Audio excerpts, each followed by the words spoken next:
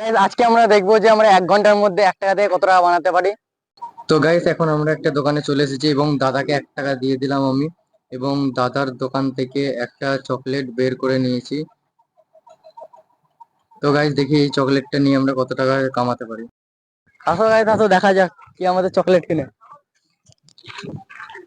এ ভাই, থামো থামো, বলছি ভাই আমরা একটা ভিডিও বানাচ্ছি, তো তুমি কি এই চকলেটটা কিনবা 2 টাকায়, মাত্র 2 টাকা।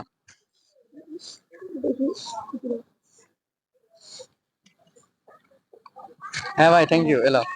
হ্যাঁ, এই তো মেনে গেল, ঠিক আছে, পরের জনকে দেখা যাক। তো দেখা যাক পরের জনকে আমরা কত টাকায় এই চকলেটটা বিক্রি করতে পারি।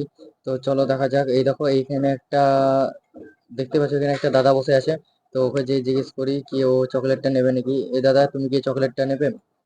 হ্যাঁ, তোমার কাছে যত টাকা আছে তত টাকায় তুমি দিতে পারো, কোনো ব্যাপার নাই। মাত্র 4 টাকা আছে দাদা। ঠিক আছে, তাই দিয়ে দাও। থ্যাংক ইউ ভাই। চকলেট পেয়ে গেছি।